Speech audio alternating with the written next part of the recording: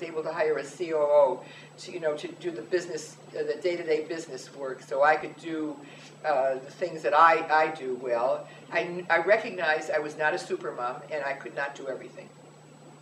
Gotcha. And I think that's very important for a man or a woman to do, okay? I listen to my gut a lot.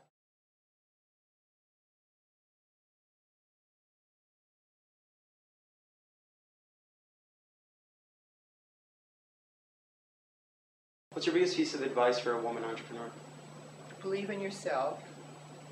Don't take no for an answer. Set your goals. Know what you're doing. Be prepared. Listen to your gut. Take care of your family. I'm a mother of 5. My children and my husband come first. Something for me that I've always done is worked by team. Everybody in my office is a team player. The stockroom man, the my COO, who is wonderful, and everybody, the marketing manager, communications person, we all work as a team, and that's really important. Sure, I have the final say, and I can always say, no, I don't want this, or yes, I want this. I never do that. It's a consensus of opinion, and I think that when you give people responsibility for jobs and show how much you appreciate what they do, and I think they just become a part of a team and work real well. And I've been very fortunate. I would say at one time I must have had about 8,000 people working for me. I had very little turnover. Love your product. Love your service. I always write things down. I always have a pad and paper, especially at night when I'm sleeping. If I wake up in the middle of the night, I write ideas down. Some of them are great. Some of them are terrible. Talk about them with your people that are closest to you. With me, it was my family. Maybe you have some close friends. How am I doing? What do you think? Don't be afraid. Go after things. The worst thing people can say is no. And the worst thing that can happen to you is you make a mistake, brush yourself off, start all over again, and do it. Because if you really believe, you will succeed.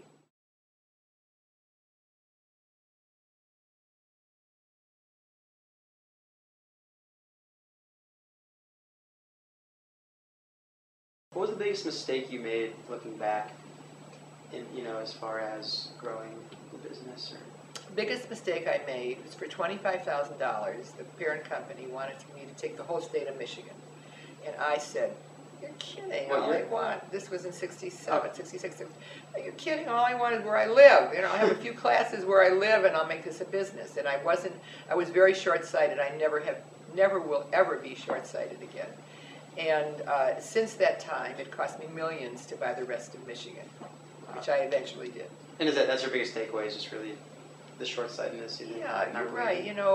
I'm great at making decisions, but I do think about those decisions. They don't just come off the top of my head. Maybe the ideas do, but the decisions, I will make a decision. Being able to say, I'm wrong, and changing, being able to say, I'm sorry to someone, is very, very important to me.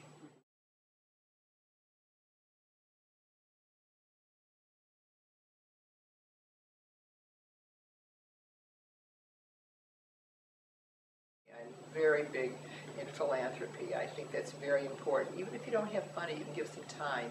Sure. Even if you give 2-3 hours a week, you can find those hours to do something, to volunteer your time. And I think that's important. We do a lot with Gleaners and Yad Ezra, which is a food bank, because I feel very strongly, so do people that work for me, that those of us that can afford to diet should help those that can't afford to even eat, don't have any money to eat. So we try to do that. I work with Henry Ford Hospital. I was on the Federal Reserve Bank board, Detroit Chicago branch. Ended up being the chairman of the board. I sit on a board at the Harvard Kennedy School of Business. I sit on their board. I'm very involved with Children's Hospital, which is a big one for me. University of Michigan Cardiovascular Center is a big one for me. Women's breast cancer is a very big one for me.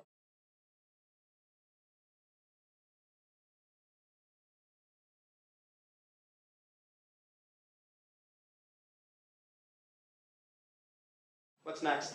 What's the next 5 years? Well, I'm writing another book, and I have a radio show on Magic, and it's called Remarkable Woman, and every Sunday at 8:30, 105.1. I interview some remarkable woman from around the world. It has nothing to do with how much money she has. It has to do with something that she's done in her life and how she started out. I have a show on Channel 7. It's in the 7 o'clock news. That's ABC every Monday at 7:15. It's called Ask Florine, and I'm very busy doing that. And I interview people and ask questions that people are afraid to ask and really want to know. So it's been a lot of fun for me, and I've met some really great people. Like, why should I take vitamin D? You know, what about the water in Detroit? Is it really good? How about the plastic that you put on? You know, should you microwave with plastic? Or someone that's, I had someone on that lost 140 pounds. And how he changed his life. Sure. You know, so these are the kinds of things that you'll see on the television show. And I just want to continue on doing it. I want to, you know, go to the next level. If there's any more franchises to buy, I'm ready to buy them. Anybody's got good business ideas, I'm willing to do that. I just have to tell you that just recently, I'm a board member, executive board member of the Governor's Council on Physical Fitness. And we've come up with a new concept called I Believe in Michigan. And we're going forward with this, and we are trying to make everybody in Michigan ambassadors. We're going to try to get schools and hospitals and everything, because we badmouth ourselves in Michigan. We've got the greatest state in the whole world, and especially Detroit. I mean, it's a great place to live in Detroit. Well, Florine, thank you so much for the time you spent with us, and you are an inspiration to all, and I wish you all the luck in the future. Thank you very much, and same to you.